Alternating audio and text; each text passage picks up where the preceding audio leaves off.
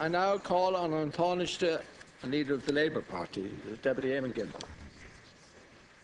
Can Corla, I want to join with the Taoiseach, my fellow ministers in government, and I think with every member of this House, in offering on behalf of the State and the Irish people a heartfelt apology to the survivors of the Magdalen Laundries. I want to say to all those women, some of whom are with us today, we have heard you, we believe you, and we are profoundly sorry for what was done to you. That what happened to you as children or as adults should not have happened. It was Ireland that was wrong, not you. As a government, we are determined to work with you in the weeks ahead to give a concrete expression to our apology, to provide a tangible expression of our regret and acknowledgement of the wrong that was done. We want to work with you, and we ask you to work with us. Today is not the end for the Magdalen survivors.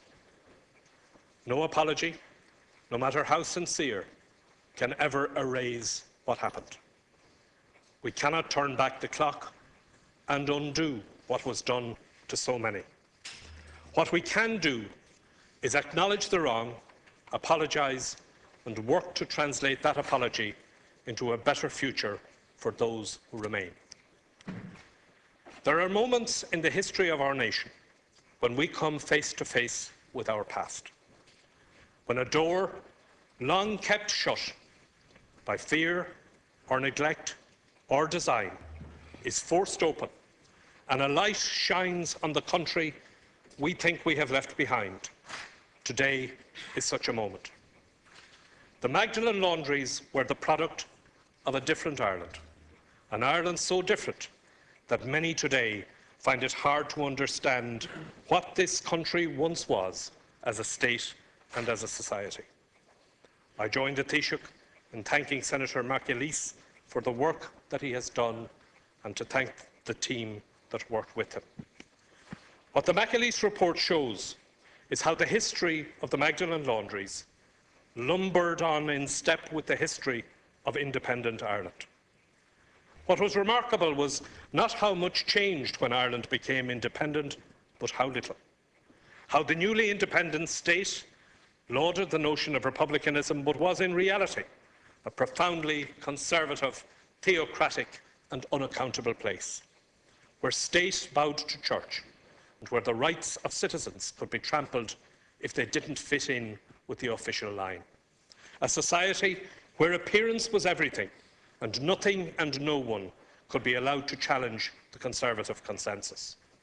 A society where incarceration in an institution was so normal as to be banal, recorded in the green books of factory inspectors, unremarked by doctors on their rounds. An informal safety valve in a state which, despite by 1961 having the highest levels of institutionalisation in the world, still struggled to contain the symptoms of its failure.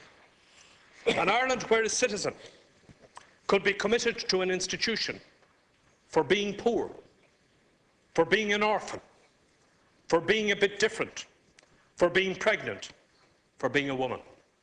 And an Ireland where the state, the dominant church and society colluded in making it so. What is clear from Senator McAleese's report is just how fluid that culture of collusion was.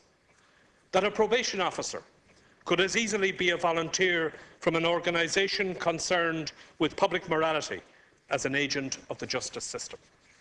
That a person who committed a woman to a laundry could as easily be a parent as a priest.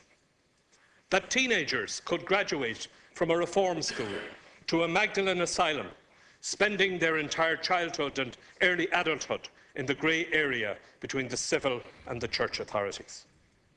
Nowhere in any of this did the word or a concept of citizenship appear, of personal rights and personal freedoms. And all the while, the high windowless walls of the laundries stood alongside busy main streets, part of the local economy. What happened to the thousands of women who walked through those doors down the decades happened in plain sight. But there is nothing so blind as the blindness imposed by a dominant ideology and a subservient state. A blindness that can subvert what our human intuition knows to be right and wrong. A blindness that saw tens of thousands of small children locked up in industrial schools. A blindness that often punished the abused rather than the perpetrator.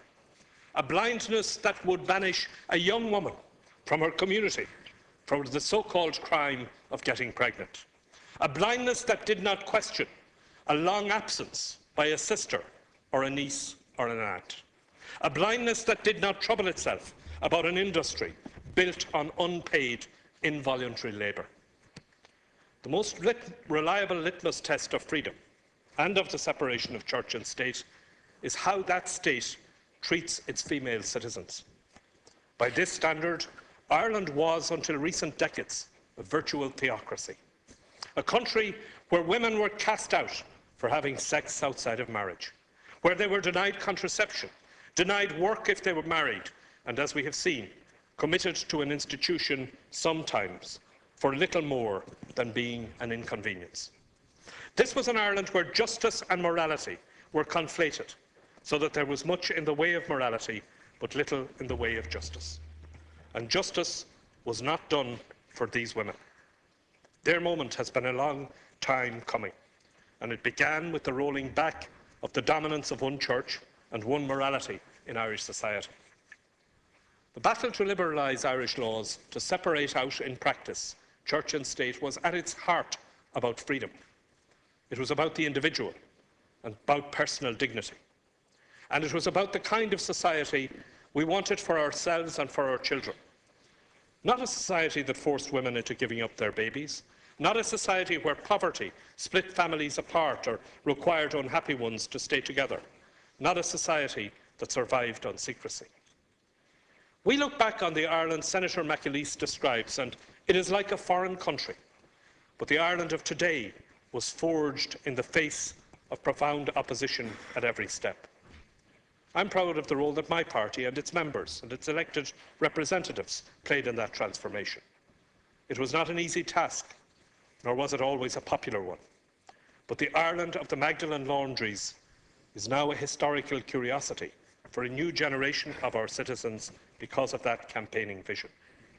And I'm proud too of the refusal to forget the victims of that repressive Ireland, of the members of my party who would not go quietly as long as this historic wrong was ignored. And I would like to pay particular tribute to my colleague and Minister of State Kathleen Lynch for her long-standing solidarity with and commitment to justice for the women of the Magdalen Laundries.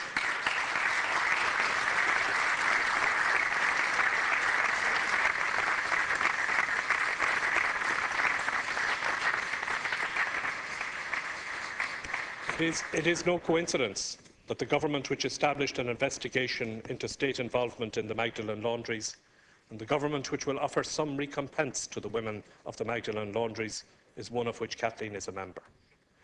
The path to justice has been a long and hard one.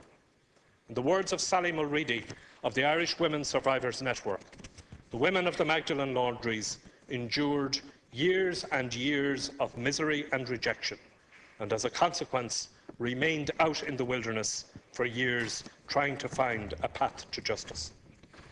As a state and as a people, we can never make sufficient restoration to the women of the Magdalen Laundries for what they have experienced.